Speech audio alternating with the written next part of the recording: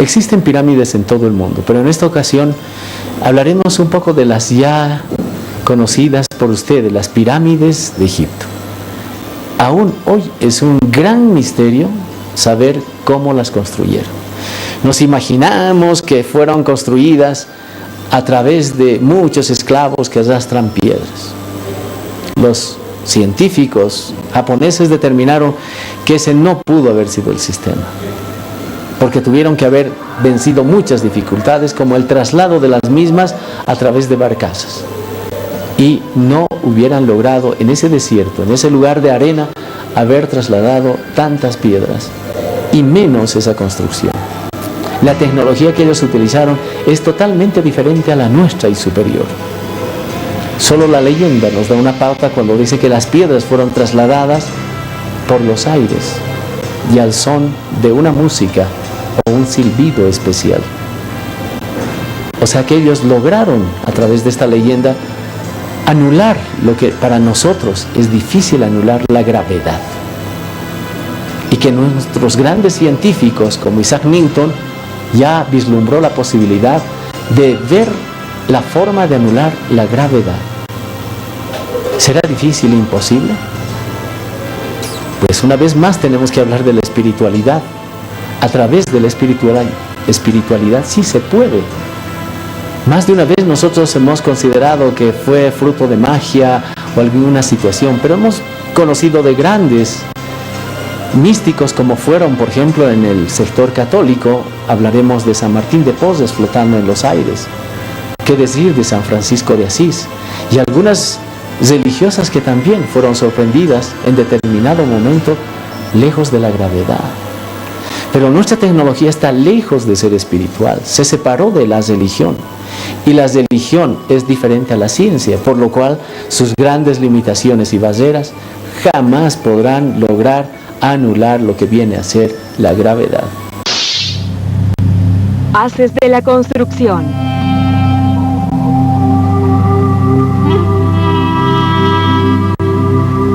Estos son unos de los monumentos más grandiosos del mundo. Una combinación de volumen colosal con ingeniería de precisión.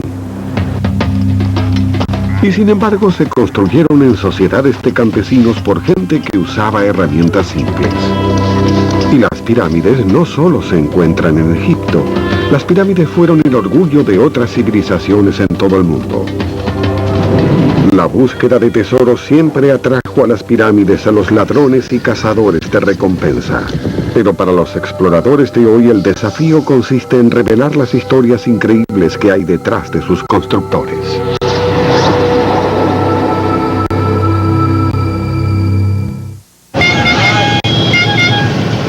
Hora pico, Ciudad de México. En la plaza principal, los bailarines aztecas no tienen tanto apuro. Bajo sus pies, sepultada por calles modernas, yace una antigua capital, una ciudad perdida con pirámides elevadas.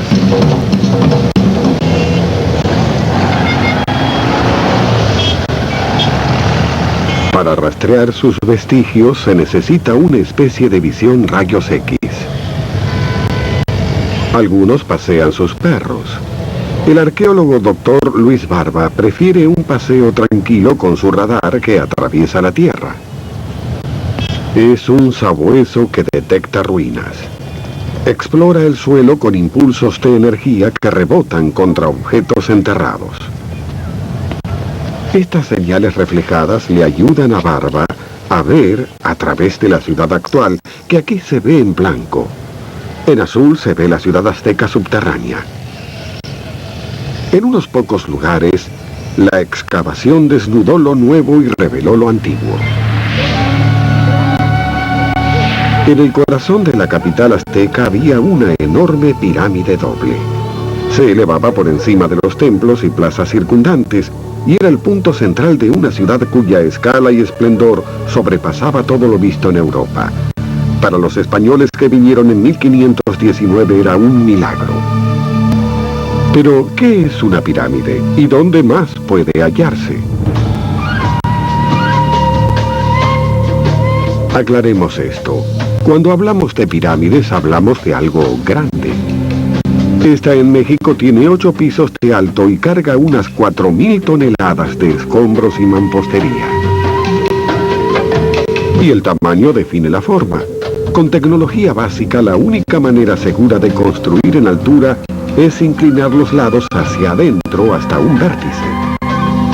Puede haber variaciones. Algunas pirámides tienen escalones y una cima plana para un templo. Sin embargo, se puede encontrar un patrón básico en los 4 continentes. En China, alrededor de 200 a.C., enterraron al primer emperador bajo una pirámide inmensa de tierra. Tiene más de 1,5 kilómetros de circunferencia y para hacerla necesitaron la mano de obra de 700.000 personas.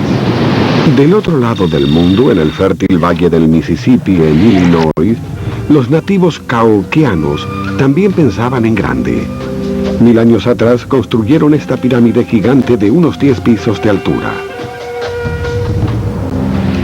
Viajando hacia el sur, todavía se pueden encontrar pirámides grandes en toda América Central y en Perú.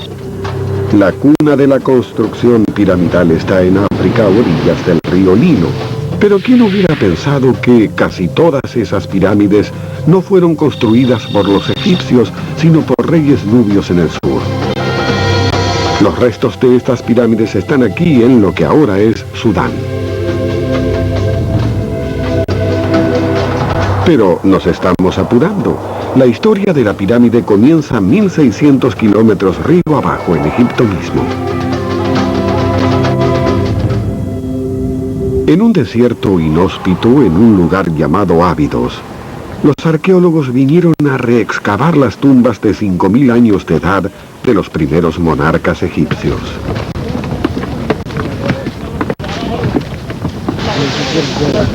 Frente a la tumba reabierta del rey Khase-Kamui, Gunther Dreyer, de la misión arqueológica alemana, notó algo extraño.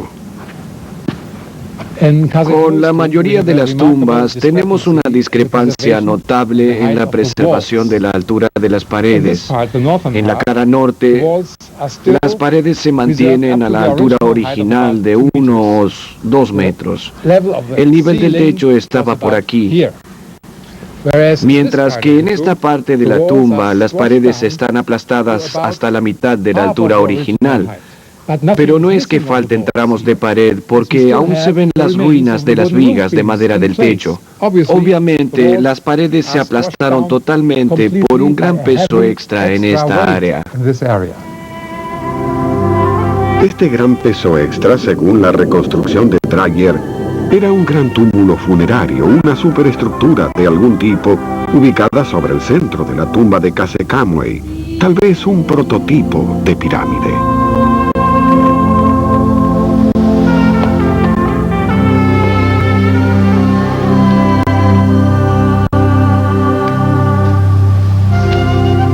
Pero él no fue el primero en construir una pirámide. Ese honor lo tiene su sucesor, el rey Sosar. Enterrado lejos al norte de Ábidos, este fue el hombre que desató la era de las pirámides. En Ábidos tenemos bajo el nivel del desierto la fosa del sepulcro y sobre nivel el túmulo y un gran recinto a cierta distancia de la realeza. Djoser construyó por primera vez el recinto alrededor de la tumba. Pero entonces hubo un problema. El túmulo ya no era visible debido a que quedaba tapado por la pared del recinto. Una solución fácil era construir otro túmulo encima del viejo y luego otro más. Y así evolucionó la pirámide escalonada. Con su pirámide de 6 escalones, el complejo funerario de Djoser es la pieza arquitectónica a escala grande y hecha en piedra más antigua del mundo. Data de 2600 a.C.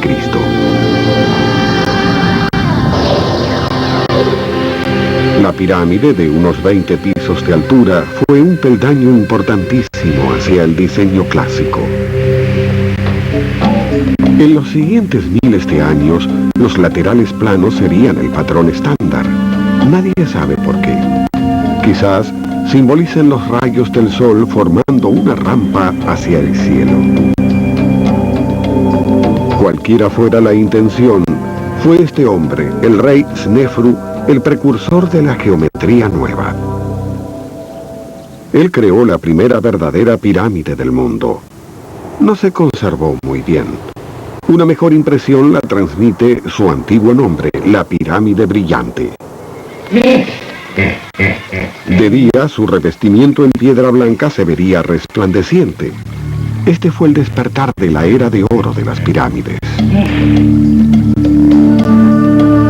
Las pirámides alcanzarían su auge eterno a unos pocos kilómetros al norte, en la meseta de Giza, cerca de la ciudad de El Cairo actual. Fue aquí donde los sucesores de Snefru construyeron las pirámides más grandes del mundo. Cada una tiene unos 50 pisos de altura. Pero antes de que comenzara la obra, hubo una tarea vital para los agrimensores. La alineación de la pirámide era crítica. Para los faraones, la entrada en la eternidad era el centro de los cielos, donde las estrellas nunca se ocultan. Aunque colosales, las pirámides estaban alineadas con las estrellas sagradas, con una precisión asombrosa de fracciones de grado. ¿Cómo lo hacían? La clave crucial fue que, con el tiempo, la alineación de las pirámides empeoró. Esta paradoja se resolvió hace poco, y junto con ella el antiguo método de alineación, todo gracias a la astronomía moderna. Mientras la Tierra gira sobre su eje, tiene un bamboleo imperceptible a lo largo de miles de años. Este bamboleo altera lentamente nuestra visión del cielo nocturno desde la Tierra. Desde Egipto, hoy, los cielos parecen girar en torno a la estrella polar. Pero cuando se construyeron las pirámides, ese punto central estaba en otra parte. No había una estrella brillante que le marcara este punto a los faraones. Era vital ser precisos. Y parece que usaron una combinación de dos estrellas, Maizar en la Osa Mayor y Kokab en la Osa Menor. Cerca de 2500 a.C., estas dos estrellas se movían una frente a otra. Una vez por noche cruzaban el polo. Sosteniendo una plomada sobre ellas y extendiéndola hacia el horizonte, un agrimensor egipcio podría determinar una línea de base para la pirámide que le daba un ángulo preciso con respecto al centro de los cielos. Solo que no contemplaba el bamboleo de la Tierra. Mientras que el cielo nocturno variaba, el agrimensor se mantuvo sujeto a Kokab y Maizar para orientarse, ampliando la diferencia que era imperceptible a simple vista. Esto explica por qué las pirámides siguientes giran cada vez más hacia el este. Resolver el misterio de la alineación es una cosa. ¿Es posible también descubrir cómo se construyeron las pirámides? La Gran Pirámide de Giza contiene más de 2 millones de bloques, la mayoría con un peso aproximado de 2,5 toneladas. La construcción requirió de unos 23 años. Esto significa que en promedio se agregaban bloques cada 2,5 minutos. Un objetivo difícil, por así decirlo. ¿Cómo hicieron eso con herramientas de corte simples y sin maquinarias de elevación?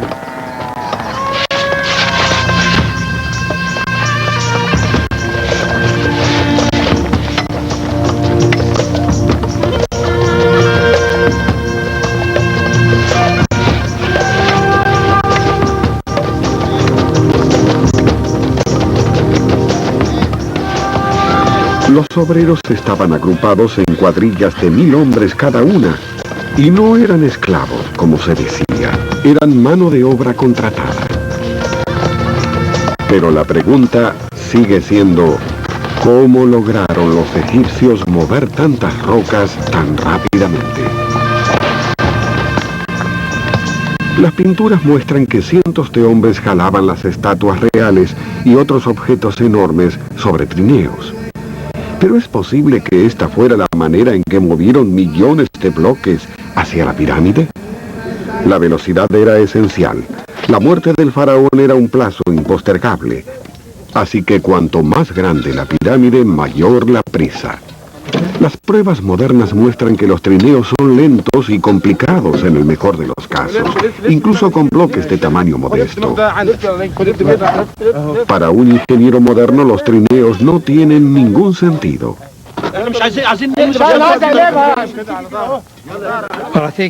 Creo que cualquiera que haya estudiado algo de ingeniería mecánica de primer año se dará cuenta de que los trineos realmente no son una forma eficaz de mover un objeto pesado, por sus problemas de fricción, de maniobrabilidad, etc.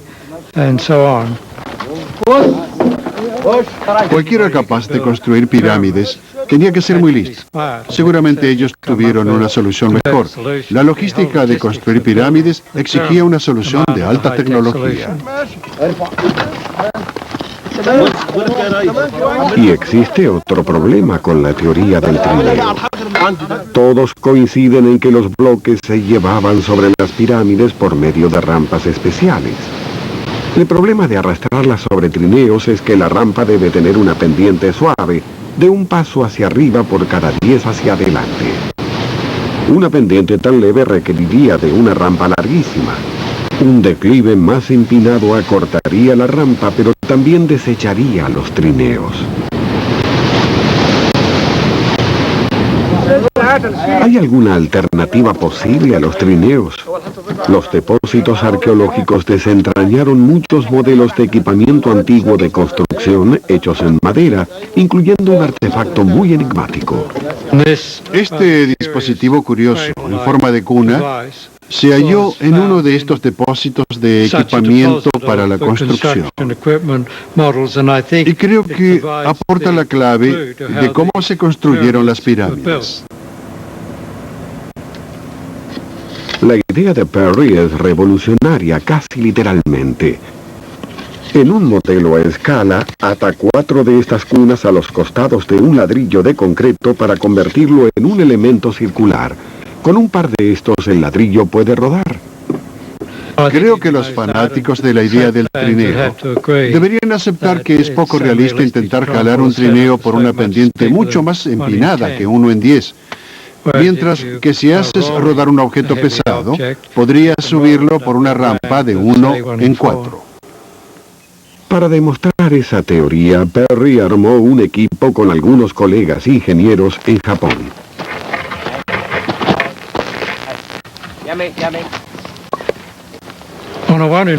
En una pendiente de 1 en 4, para jalar un bloque de 2,5 toneladas en un trineo, se necesitan unos 60 o 80 hombres, lo que queda fuera de consideración cuando debes subir tantas rocas en un tiempo determinado.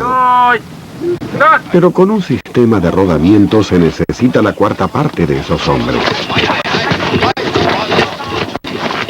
Las muestras hechas en Japón muestran que se puede rodar una roca de 2,5 toneladas por una pendiente de 1 en 4 en menos de 1 minuto. Si Perry tiene razón y los egipcios habían descubierto el rodado, las viejas teorías del trineo caerán rodando. Para el maya moderno, las cavernas aún son sagradas y una cuerda de salvamento.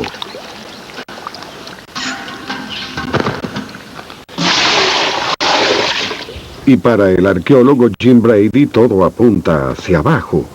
El corazón espiritual de esta cultura ancestral, según sostiene, no era la pirámide misma, sino su cueva secreta. Sabemos que las pirámides representan a la tierra.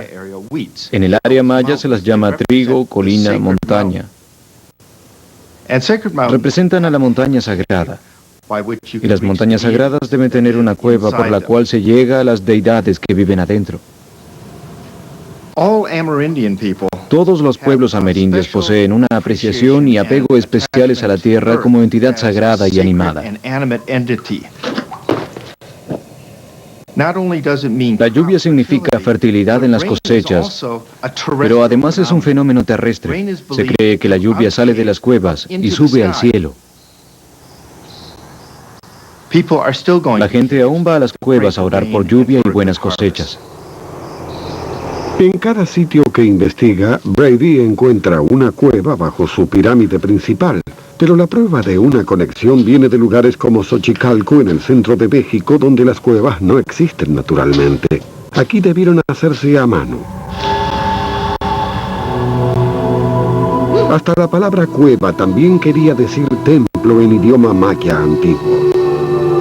Brady casi no tiene dudas de que bajo las pirámides se descubrirán más cuevas.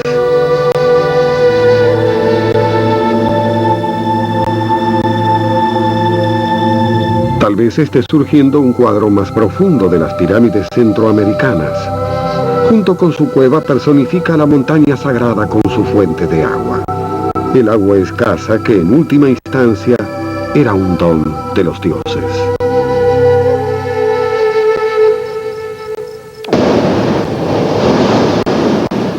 Pero eso es lo subterráneo.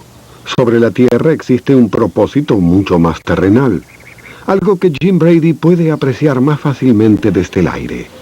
Ya que no eran solo los dioses a quienes los antiguos monarcas querían impresionar con sus templos piramidales y sus sacrificios humanos.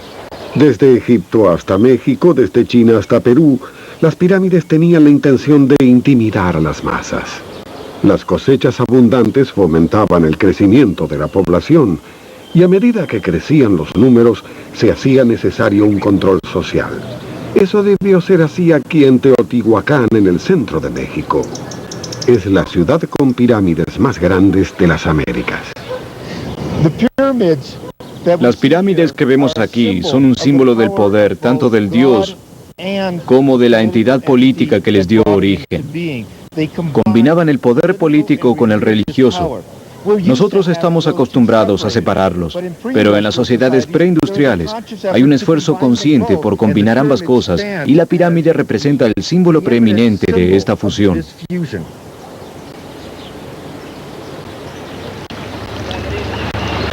Las pirámides de Egipto ciertamente mostraban quién era el jefe.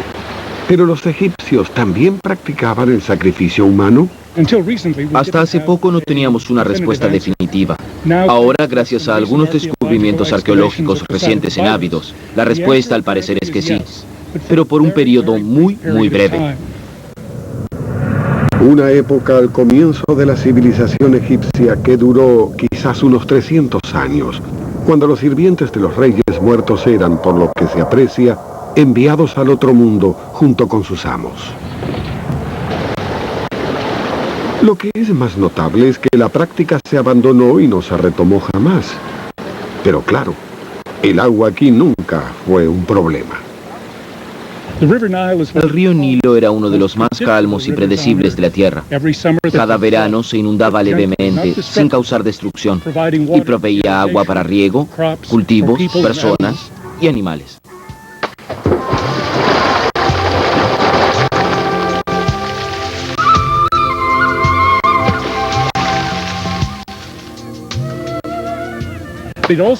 También traía limo fresco cada año que cubría las tierras del antiguo Egipto, convirtiéndolas en una de las zonas agrícolas más ricas de la tierra. Los viajantes que venían aquí estaban sorprendidos.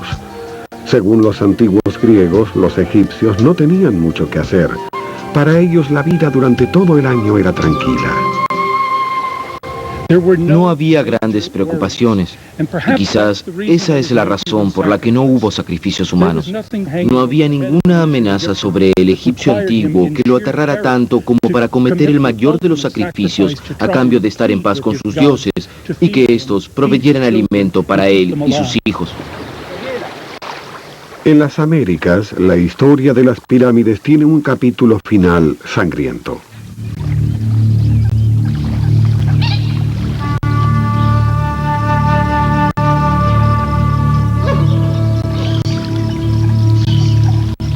Cerca de 1250, una tribu nómada llamada los mexicas se mudaron hacia el sur al Valle de México.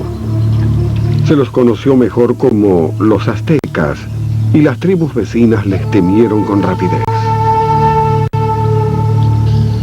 Aunque al principio eran superados en número, cultivaron la tierra y prosperaron. Al poco tiempo estos granjeros se habían convertido en una superpotencia aterradora Hacia el año 1500, los aztecas habían conquistado la extensión que iba desde el Pacífico hasta el Golfo de México. Su capital, Tenochtitlán, era una de las ciudades más grandes del mundo. Los relatos de testigos españoles la describen como un centro sagrado magnífico, un lugar de belleza impresionante, pero cubierto de sangre, de sacrificio. Junto a la pirámide doble se hallaba uno de los templos más sagrados, la Casa de las Águilas. 450 años después, los científicos están mirando más de cerca sus suelos y bancos.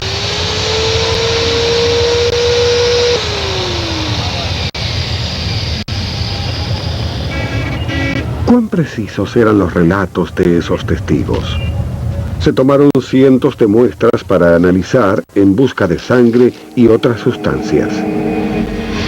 Los hallazgos, igual que las esculturas religiosas aztecas, indican una relación nefasta y temerosa con los dioses.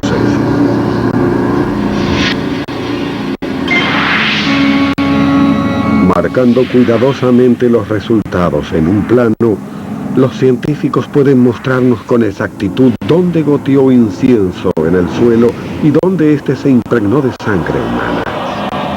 Las artesanías muestran que la sangre se vertía desde cuencos sobre el dios de la muerte de los aztecas. Era sangre que provenía de la automutilación ritual ofrecida con fervor. Pero los dioses aztecas también exigían sacrificios y tenían un apetito insaciable respecto de los corazones humanos.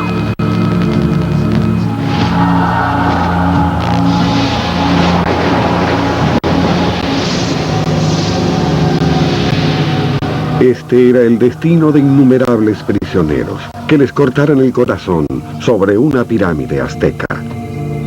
Pero aunque parezca extraño, los mismos aztecas predijeron la destrucción de esta última cultura de pirámides en sus profecías. Justo en el momento señalado llegaron los españoles en 1519.